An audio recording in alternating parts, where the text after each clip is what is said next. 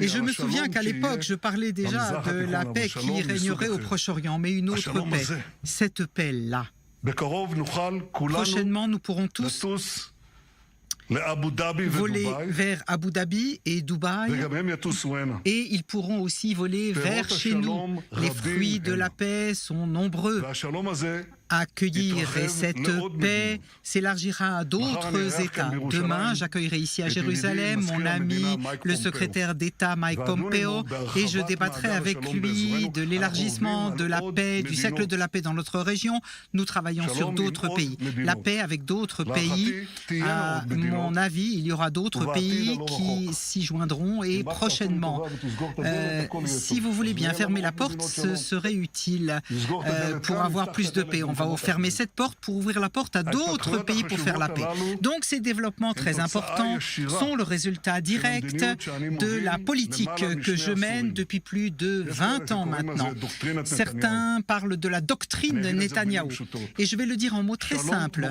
La paix pour la paix.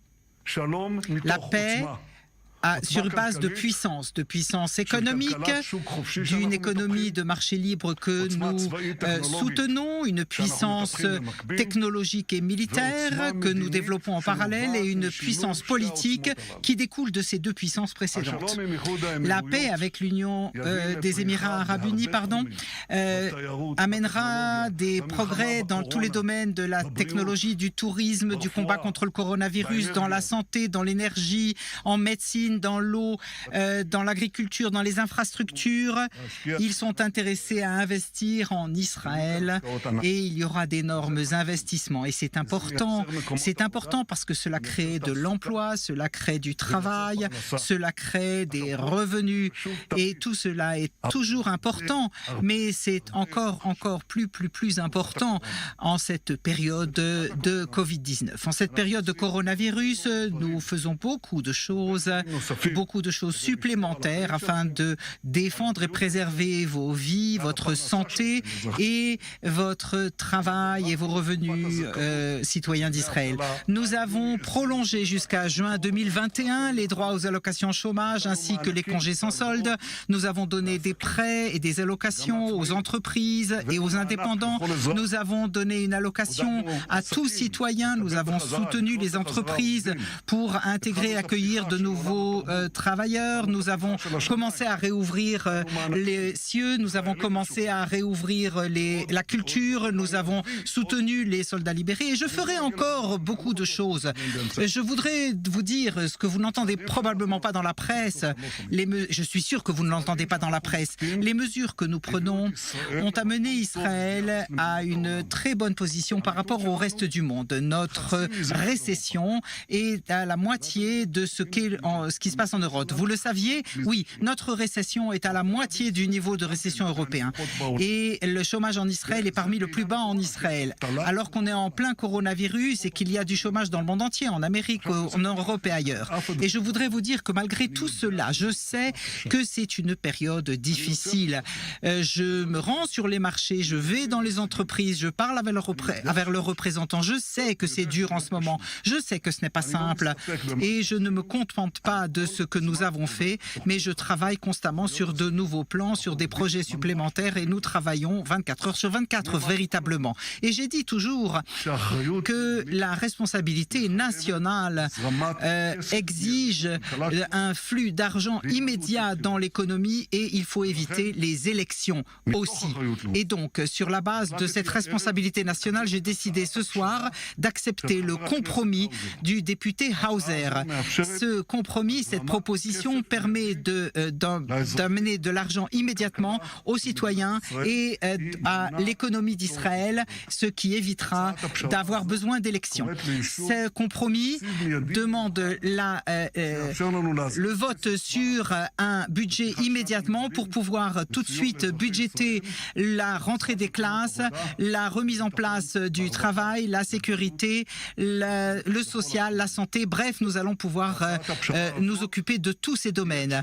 Cette proposition de compromis est la bonne solution pour l'économie israélienne aujourd'hui. C'est le moment de faire preuve d'unité et non pas d'élection.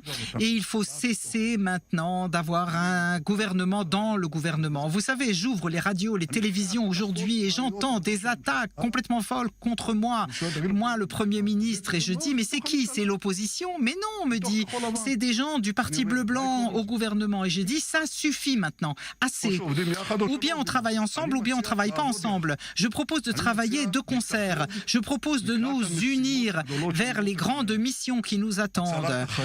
Sauver des vies et la santé des citoyens d'Israël, préserver l'emploi, le travail, freiner l'Iran, préserver la sécurité sur tous les fronts et obtenir d'autres accords de paix historiques avec les pays de la région. Je dis une chose simple, unissons-nous et travaillons ensemble pour le bien de ces objectifs si nobles et si importants. Ah, la 20e chaîne est là, on peut commencer à poser des questions? Oui.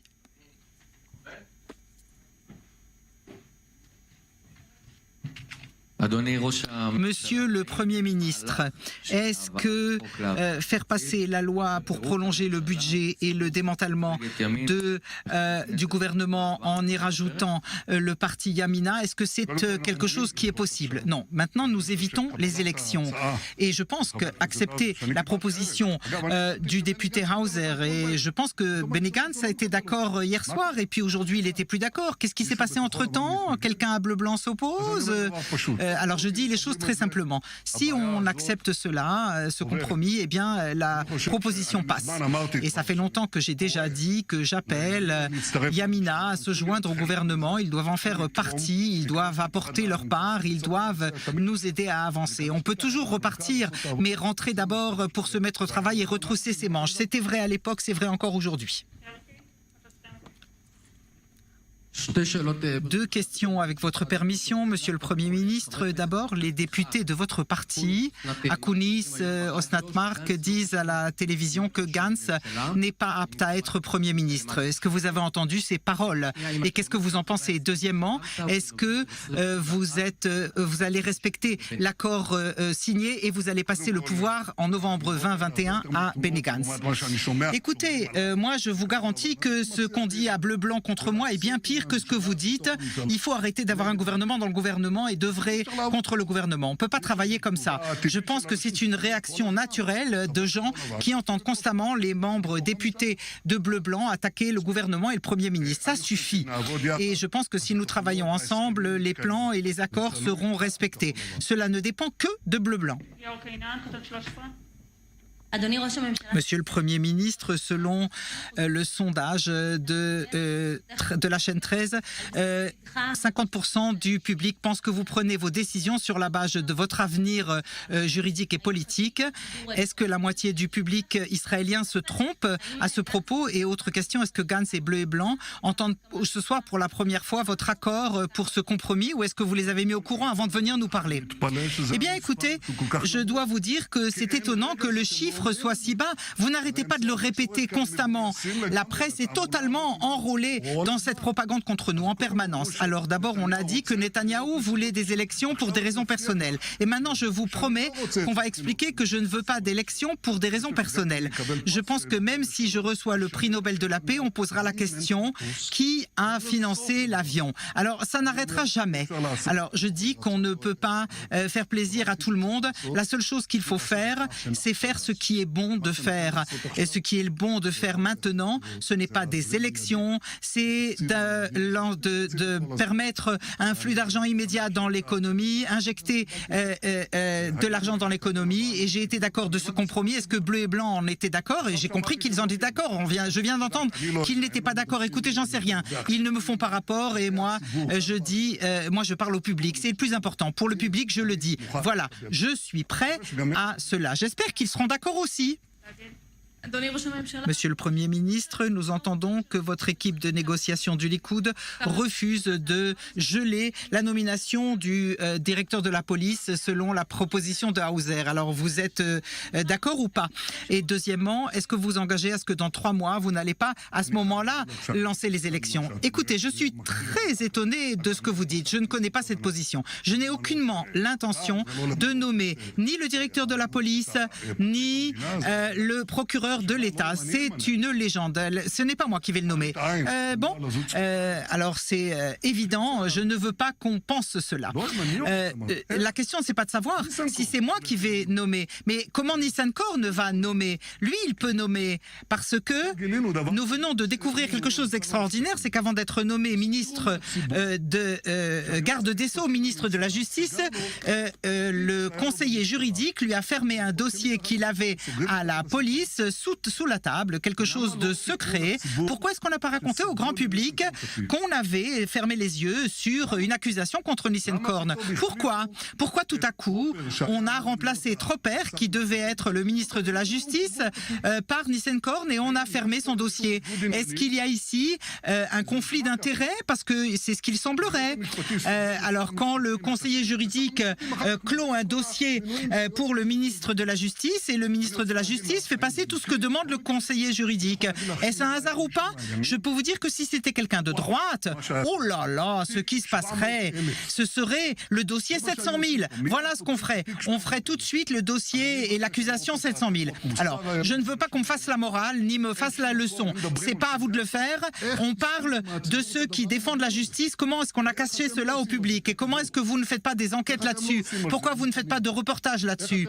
Pourquoi est-ce que vous ne faites pas de confrontation et d'interprétation à ce propos? Pourquoi? Pourquoi? Moi, je ne vais pas nommer. Mais qui va nommer? C'est une question fort intéressante, n'est-ce pas?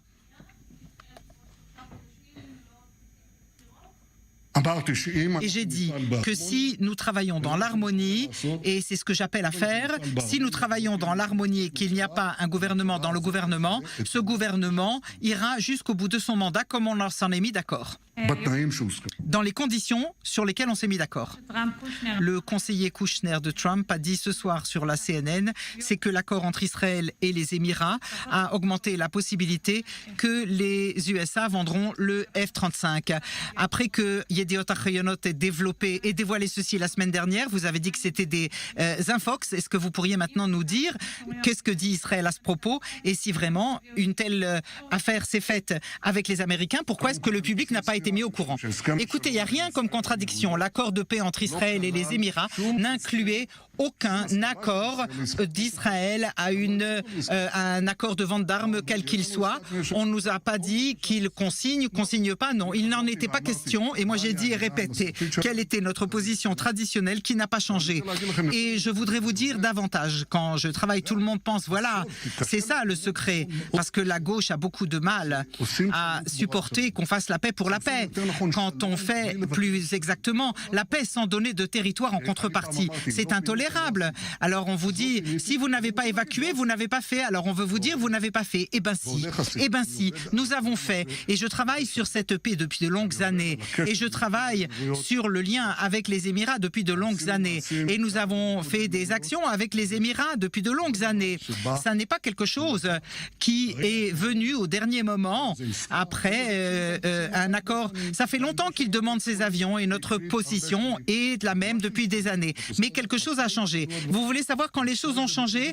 Vous voulez savoir quand ça s'est rapproché après qu'ils aient vu comment je me suis tenu face au monde entier pour ce qui est de l'accord sur le nucléaire extrêmement dangereux avec l'Iran. Et j'étais prêt et nous sommes prêts jusqu'aujourd'hui à combattre la violence de l'Iran partout, de loin comme de près, et nous le faisons. Et je peux vous dire que ceux qui nous critiquent sur l'accord sur les avions, ce sont des gens qui ont signé l'accord sur le nucléaire qui nous auraient beaucoup plus mis en danger. Et ceux qui étaient prêts à se retirer sur les lignes de 67 et à déraciner 100 000 juifs nous auraient beaucoup plus mis en danger. Alors, moi je m'occupe de la sécurité d'Israël et cet accord de toute façon ne faisait pas partie de l'accord avec Israël. Si les Américains ou d'autres veulent la faire avancer, c'est leur problème, ça n'est pas ma position qui a changé et c'est ce que j'ai dit d'ailleurs. C'est terminé, merci beaucoup à tous. Merci.